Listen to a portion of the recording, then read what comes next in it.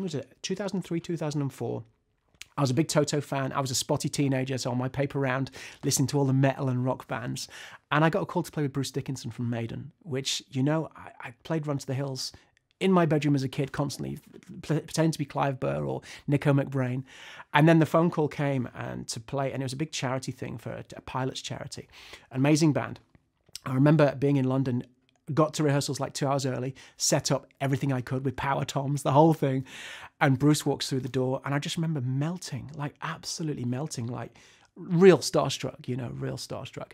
And then, you know, we did the gig, and the gig was incredible. And then back to the day job the next day. And it was the most loneliest I've ever felt at a desk, you know, sat there, just been playing with Bruce Dickinson, playing Run to the Hills and 2 Minutes to Midnight, all those amazing songs, and then getting shouted at by customers again, you know. I've always had spikes, you know, thankfully now working with Stephen and all the guys in the prog genre, it's you know, thank my lucky stars, it's amazing. And but over the years, I've worked with some really, really cool people. Celine Dion, as I'm sure we'll speak about, doing album demos for Celine Dion, and Mike Rutherford, and, you know, and then when you find yourself, I find myself now playing on this gig, this amazing gig. All my heroes are in the audience, like Alex Lifeson from Russia, Omar Hakim or Jordan Rudess, you know, all these amazing musicians that I respect massively are there to watch us play, you know, so you realize you're doing all right. Before my father passed in 2008, we had a long chat in the hospital, and I was quite frustrated at the time. I'd done some really amazing gigs, but once again, back to the day job and a little bit of frustration and thinking, well, you know, why can't I, what's the problem? And he was like, you know, I love education. I love, you know, speaking to musicians about my gear, whether it's on social media or drum clinics or festivals or academies or workshops. So I thought, you know, I can teach. I love teaching. I used to work as a school teacher, as a Perry school teacher, teaching drums in school. So I thought, I want to start teaching. And so basically I didn't pretty much go out for a year. I saved all my money. I stopped seeing all my friends. I was really selfish about the whole thing. I thought, if I want to do this for the rest, and hopefully set up the rest of my life, there has to be some sacrifices. So I started teaching, and well, I say I started teaching. I saved up enough money to give up the day job. So I think I got about a 3-month buffer. And I put my name around in local newsagents and shops, and gradually, as people knew I was available, because a lot of the time I was working a day job, I couldn't do those gigs, you know. So the catalyst was my dad, I think, really saying, you know, trust yourself, believe in yourself, and you know, if you think you can be an educator and you have a message, then go with it. And I still teach, and I love it. And I have students coming from all over the world now to study with me, which is just, it's great. So yeah, I got my dad to thank for that, definitely.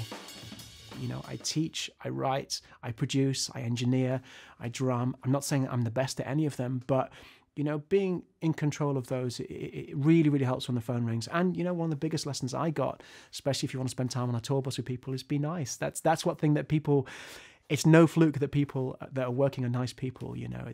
Most of my job is spent on a tour bus off the stage rather than on the stage. So being a nice person really, really helps. And I think some guys really don't think about that, you know, and communication skills. When I first set up my studio at home, everyone's doing home studios. It's one of those things now we've already discussed. It's one of those things that's like everyone, if you've got a room, stick some drums in it, stick some mics on it, you know.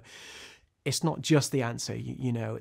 I guess the years of experience have really, really helped me. My ethos with producing drums or recording drums and engineering drums, if I can get the honest sound, I mean, I like to be the sound engineer before I put mics on it. So tuning-wise, from the moment you put the drum, from the resonance, the tuning, to the head choice, to the wash of a certain cymbal, it can dramatically compromise a mix. You know, if you've got a low floor tone, which is ringing on your kick drums, if you can play that kit acoustically and you think you're 100% happy with it, only then I'll start to put mics on the drum set. Because I know they already sound great, and I know the mic choice is perfect for that instrument. So it's trying to be as pure as possible without winding a load of false parameters into your mic settings. And that's how I like to work. I don't want to go in there and gate everything. And you know, I want this beautiful instrument to shine through and ring and sound like it does acoustically with no mics on it.